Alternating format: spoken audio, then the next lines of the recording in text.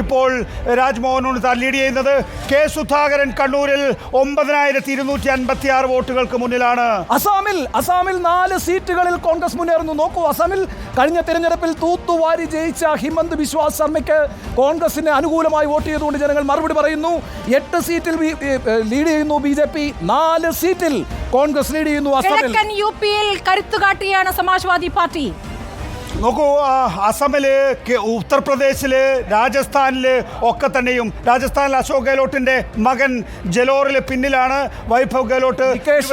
നമ്മൾ പറഞ്ഞ സംസ്ഥാനങ്ങളുണ്ടല്ലോ, സുരേഷ് ഗോപിയുടെ ലീഡ് ഉയർന്നിരിക്കുന്നു. 18,711 വോട്ടുകളായി ലീഡ് ഉയർന്നിരിക്കുന്നു. സുരേഷ് ഗോപി വളരെ കൺസിസ്റ്റന്റ് ആണ്. സ്ഥിരതയാർന്ന പ്രകടനം സുരേഷ് ഗോപി കാഴ്ചവെക്കുന്നുണ്ട്. സുരേഷ് ഗോപിയുടെ അധ്വാനം, നരേന്ദ്രമോദി സുരേഷ് ഗോപിയിൽ അർപ്പിച്ച വിശ്വാസം, അതാണിപ്പോ നമ്മൾ തൃശ്ശൂരിൽ കാണുന്നത്. തൃശ്ശൂരിൽ സുരേഷ് ഗോപിയുടെ ഒഡീഷയിൽ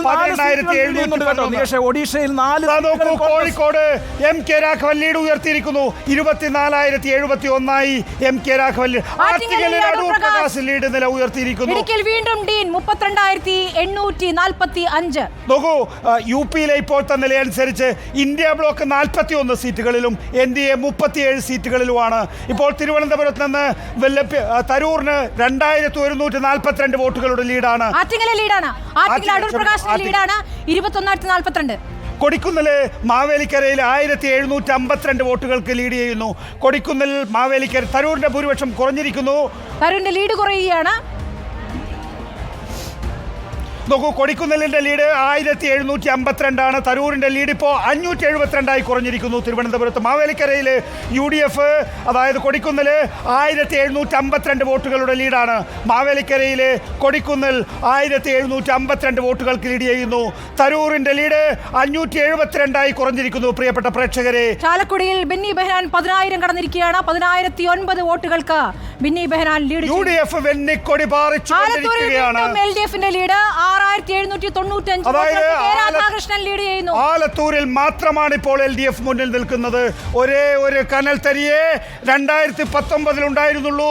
2024 സമാനമായ സാഹചര്യമാണോ ഉണ്ടാകാൻ പോകുന്നത്? കനൽ തരി ഒന്നാവുകയും ഇവിടെ BJP അക്കൗണ്ട് തുറക്കുകയും ചെയ്താൽ വലിയ മറുപടി നൽകേണ്ടി വരും ഇവിടെ ഇടതുപക്ഷം. സീറ്റ് പോകുന്നത് തൃശ്ശൂരിൽ UDF-നാണ്, ഇടതുപക്ഷത്തിനല്ല. ഇടതുപക്ഷത്തിന് കനൽ ആലപ്പുഴയിൽ കിടന്നു. UDF-ൽ ആനമുട്ട എന്ന് പറഞ്ഞ K മുരളീധരൻ അത് തിരിച്ചു. വടകരയിലെ ഷാഫി പറമ്പിലിന്റെ ലീഡ് കുത്തനെ ഉയരുകയാണ്. 14,942 14,942 വോട്ടുകൾക്ക് ഇപ്പോൾ വടകരയിലെ ഷാഫി പറമ്പിലിന്റെ ലീഡ് ഉയരുകയാണ്. തിരുവനന്തപുരത്ത് ഇഞ്ചോടിഞ്ച് പോരാട്ടമാണ്. ഷാഫി ലീഡ് ഉയർത്തുന്നു. വടകരയിലെ 14,942 വോട്ടുകൾക്കാണ് ഷാഫി പറമ്പിൽ നിൽക്കുന്നത്. റായ്ബറേലിയിൽ രാഹുൽ ലീഡ് 28,000 കടന്നിരിക്കുന്നു എന്നുള്ളതാണ്. തിരുവനന്തപുരത്തെ ഇഞ്ചോടിഞ്ച് പോരാട്ടമാണ്. വടകരയിലെ ഷാഫി തിളങ്ങുന്ന നക്ഷത്രമായി മാറിയിരിക്കുന്നു. വടകരയിലെ ഷാഫി പറമ്പിൽ വെന്നിക്കൊടി പാറിക്കുമോ എന്ന് ഏതാനും മിനിറ്റുകളിലൂടെ നമുക്കറിയാൻ സാധിക്കും.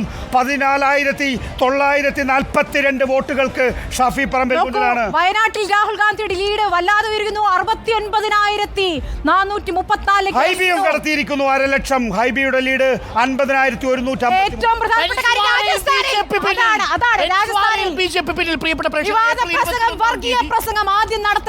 ഏപ്രിൽ 21-ാം തീയതി നരേന്ദ്രമോദി ബെൻസ്വാരയിൽ നടത്തിയ പ്രസംഗം പ്രേക്ഷകർ ഓർമ്മിക്കുന്നുണ്ടാവും. ആ പ്രസംഗത്തിന് ശേഷം BJP ബെൻസ്വാരയിൽ പിന്നിലായിരിക്കും. അവിടെ ഭാരത് ആദിവാസി പാർട്ടിയോടാണ് BJP മത്സരിക്കുന്നത്. ഭാരത് ആദിവാസി പാർട്ടിയെയും CPM-നെയും രാജസ്ഥാനിൽ കോൺഗ്രസ് സഖ്യകക്ഷികളാക്കി ചേർത്തിരുന്നു. അവിടെ ബെൻസ്വാരയിൽ ഭാരത് ആദിവാസി പാർട്ടിയോട് 44,000 വോട്ടിന് പിന്നിലാണ്. രാജസ്ഥാനിലെ ചുരുവിലും കോൺഗ്രസിന് ലീഡ് ലഭിക്കുന്നു. രാഹുൽ കസ്വാൻ എന്ന സ്ഥാനാർത്ഥി 20,000-ലേറെ ലീഡ് ഉയർത്തിയിരിക്കുന്നു.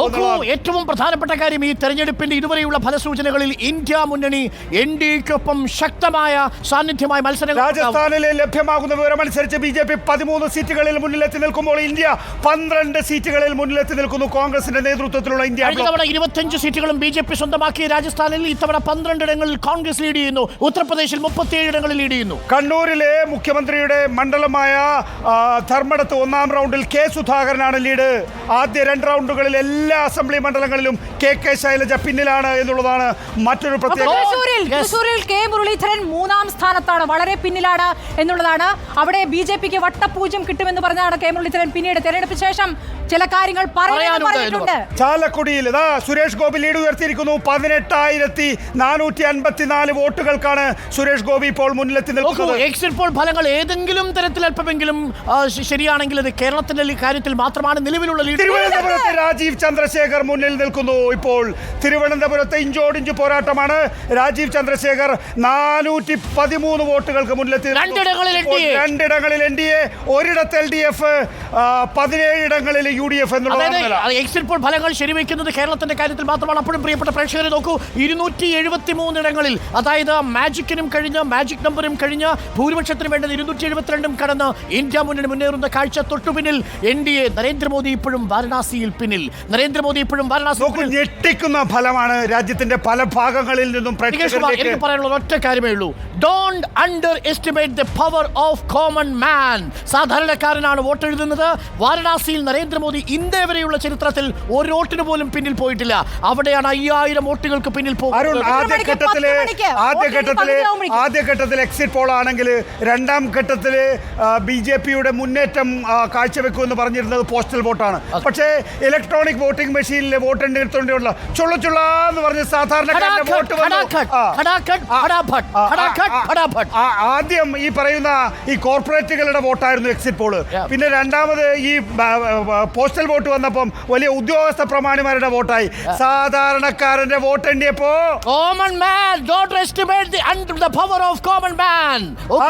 അടൂർ പ്രകാശ് 1467 വോട്ടുകൾക്ക് മുന്നിലാണ്. മലപ്പുറത്ത് ET 46,527 വോട്ടുകൾക്ക് മുന്നിലാണ്. ഇടുക്കിയിൽ ഡീൻ ലീഡ് നിലനിർത്തുന്നു.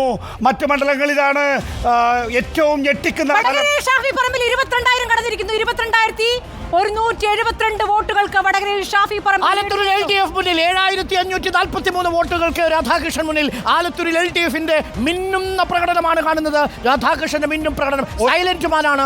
Don't underestimate the silent. ഒരേ ഒരു കനൽ ആലത്തൂരിൽ K രാധാകൃഷ്ണൻ മന്ത്രിസ്ഥാനം രാജിവെച്ച് ലോക്സഭയിലേക്ക് പോകേണ്ടി വരികയാണെങ്കിൽ മറ്റൊരു നിയമസഭാ ഉപതെരഞ്ഞെടുപ്പുണ്ടാകും.